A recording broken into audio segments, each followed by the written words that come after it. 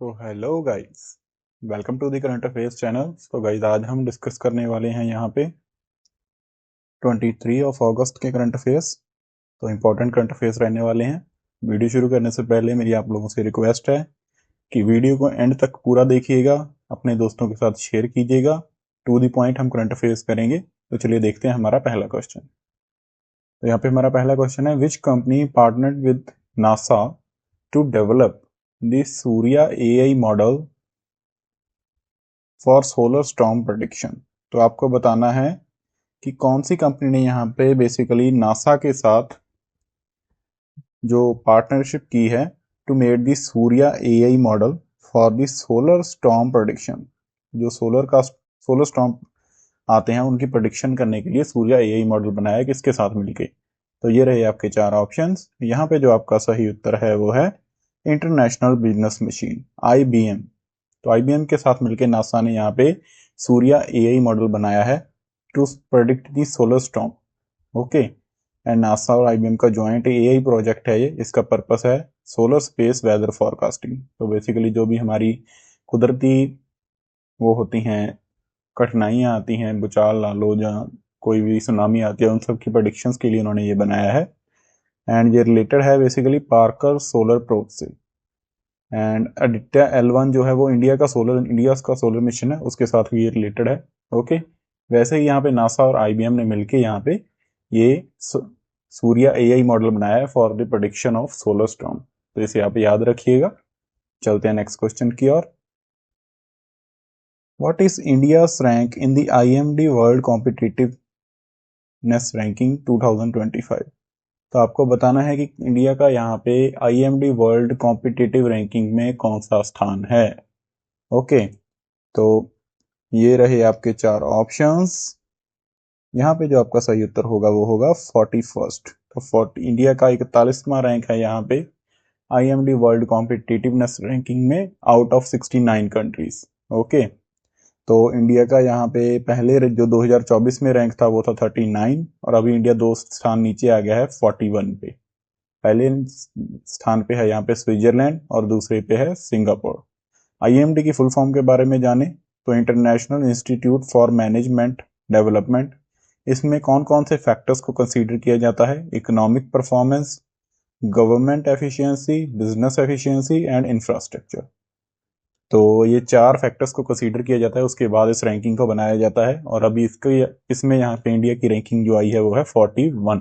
Okay, 2024 में India इसमें 39 पे था। स्विट्जरलैंड पहले नंबर पे आया है, सिंगापुर दूसरे नंबर पे आया है। तो चलते हैं नेक्स्ट क्वेश्चन की ओर।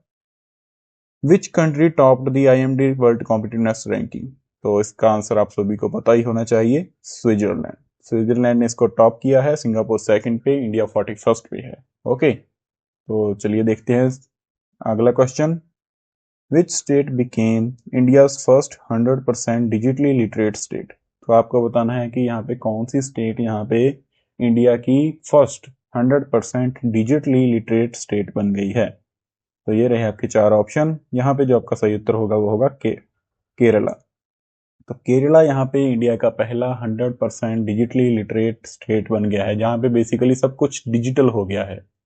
ओके, इसको हम ये नहीं कह सकते कि फुल लिटरेसी, कि सभी लोग पढ़े लिखे हैं, वो चीज़ की बात हम नहीं कर रहे। उसमें अगर हम फुल लिटरेसी की बात करें, उसमें हमारे पास जो पहले नंबर पे है वो है Mizoram.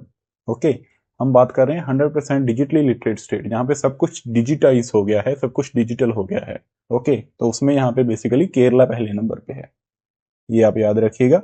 And Kerala also leads in human development index among Indian states. तो ये केरला वहां पे भी टॉप कर रहा है ह्यूमन डेवलपमेंट टैक्स इंडेक्स में। ओके, तो अगर हम डिजिटली लिटरेट स्टेट की बात करें उसमें केरला है, अगर हम फुल्ली लिटरेट स्टेट की बात करें उसमें मिजोरम है। ये आपको याद रखना है।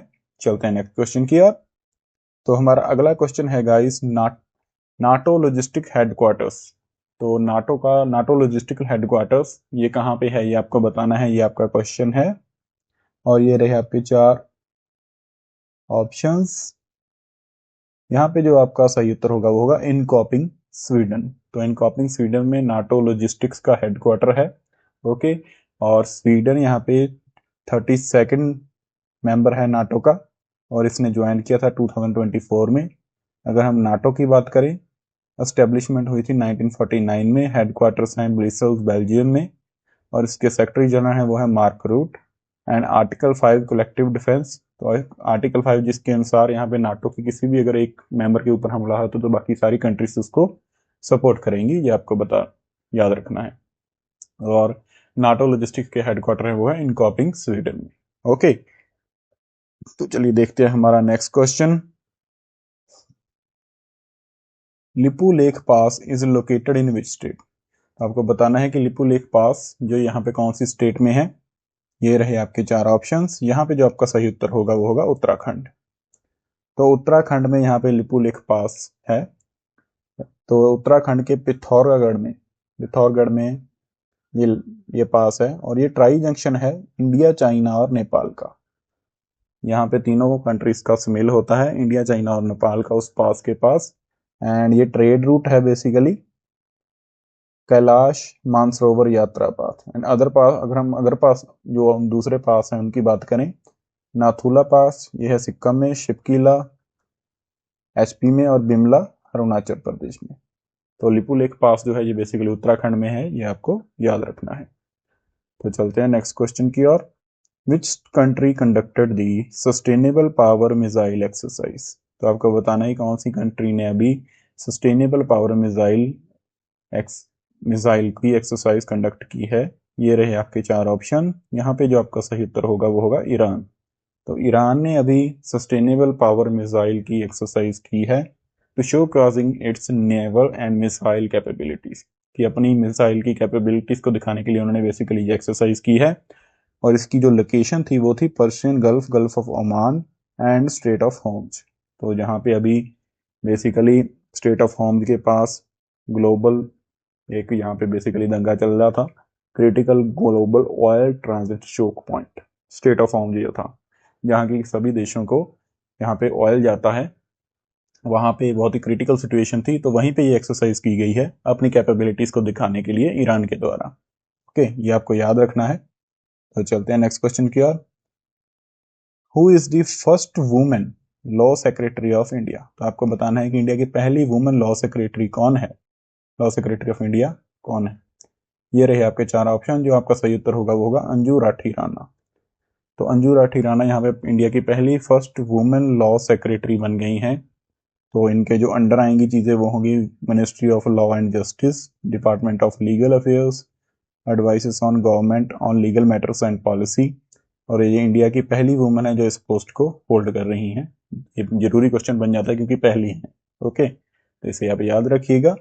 चलते हैं नेक्स्ट क्वेश्चन की ओर। Sculptor Premchand Pokhrabam received the Lalit Kala Akademi award, he belongs to which state? तो आपको बताना है कि ये स्कल्प्टर जो बेसिकली मिट्टी के ऊपर, प्रतिमाओं के ऊपर जो कोई भी रचना बनाते हैं उनको स्कल्प्टर कहा जाता है। तो प्रेमचंद जो हैं ये बेसिकली इनको अभी ललित कला अकादमी अवार्ड मिला था। आपको बताना है कि ये कौन सी स्टेट से बिलोंग करते हैं।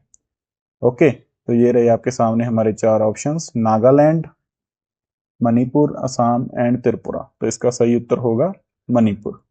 तो मणिपुर से बिलोंग करते थे, जैसे कि मैंने फोटो में भी दिखाया है कि मिट्टी के ऊपर कोई भी बेसिकली कलाकारी करके उसको बनाना, इसको स्कल्प्टर कहते हैं। और अभी इनको मिला था ललित कला अकादमी अवार्ड।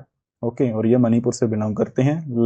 अगर हम बात करें ललित कला अकादमी अवार्ड की, इसकी एस्टेब्लिशमेंट हुई थी 1954 में। हेडक्वार्टर इनके हैं न्यू दिल्ली में। एंड ये इंडिया का बेसिकली हाईएस्ट रिकॉग्निशन है इन द विजुअल आर्ट्स।